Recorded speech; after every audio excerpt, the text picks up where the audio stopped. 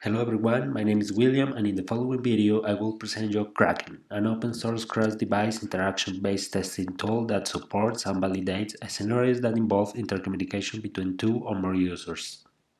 With our tool, testers can select an application under test, write the required test scenarios, also called feature files, execute them in a group of Android devices or emulators, and finally generate a report containing relevant information of the execution.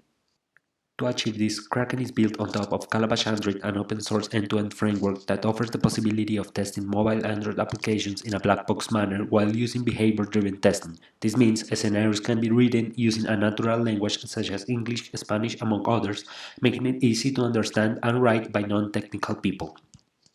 To execute test files, Kraken starts a Calabash Android process in a different thread for each device and will handle the communication between devices and emulators using a protocol called signaling.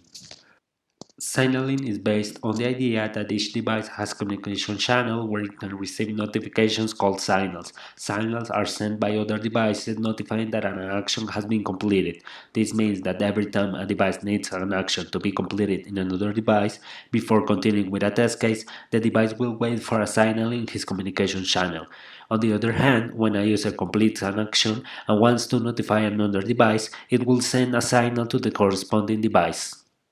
Currently, Kraken is available as a Ruby gem at rubygems.org and also as an open source project at GitHub. In order to use Kraken, a tester will only need to install the gem using the following command: gem install Kraken mobile. Once the gem is installed, the first step to test an application is to generate a folder skeleton structure where all test files will be located. This can be achieved by running the gem command offered by Kraken.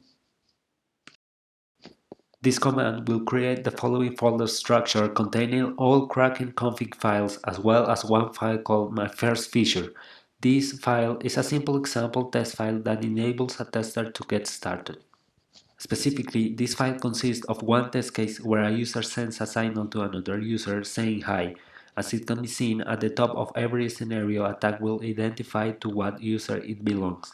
This helps Kraken know in which device a scenario should be executed. To identify what tag belongs to every device, Kraken offers the devices command. This command will list every available device or emulator with its assigned tag name. Finally, in order to execute a test file, the tester will need to provide an APK file that will be installed in all the devices. This can be achieved with the run command used as follows. This will run all the scenarios located under the feature directory in the available devices.